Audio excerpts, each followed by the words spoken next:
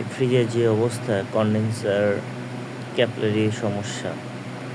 আমি এটার capillary change করলাম, কনডেন্সার চেঞ্জ করলাম, ওয়াশ করে ভালো করে, তারপর ডিজিটাল টেম্পারেচার মিটার নতুন করে লাগাইলাম, ওয়ারিং করলাম। এটার বিভিন্ন সমস্যা ছিল, সব কিছু কমপ্লিট করে তারপরে এখন দেখেন আগে কি অবস্থা। পরবর্তীতে আমি দেখাচ্ছি এটাকে কি চেঞ্জ করলাম।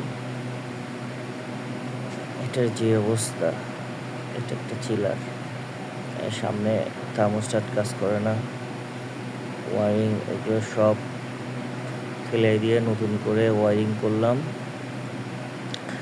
আর এই কাজ করতে আমি রাত 12টা থেকে সকাল 7:30 পর্যন্ত কাজ করলাম।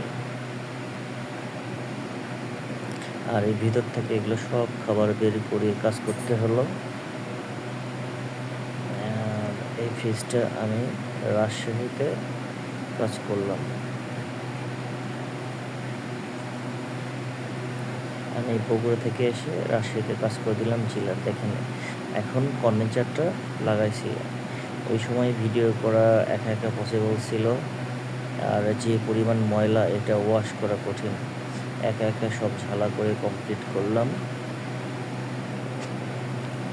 আপনাদেরকে দেখাচ্ছি আমি সব কিছু ঝালাই করে, চেক করে, লিকেজ টেস্ট করে সব কিছু ওকে।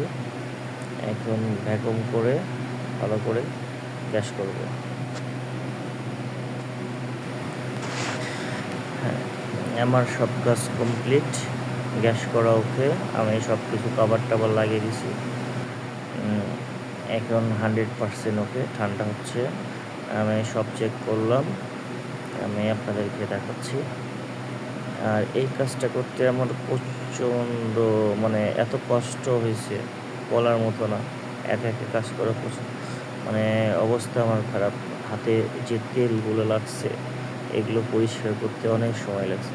এখন ঠান্ডা, আমি সব কিছু চেক করলাম, সব কিছু ভিতরে দেখলাম। টেম্পারেচার দেখুন, এখন ডিজিটাল টেম্পারেচার কন্ট্রোলার লাগাইছি। ওকে, এখন 20 ডিগ্রি তাপমাত্রা আছে। অটোমেটিক আমি যেটাতে সিলেক্ট করব সেটাতেই আমার সিলেক্ট 8 কি 4 করা আছে মনে হয়। এটা যে কোনো সময় বাড়ানো কমানো যাবে। আজকের মতো এখানেই সমাপ্ত। পরবর্তীতে কোনো ভিডিও আসলে আবার দিব। খোদা হাফেজ।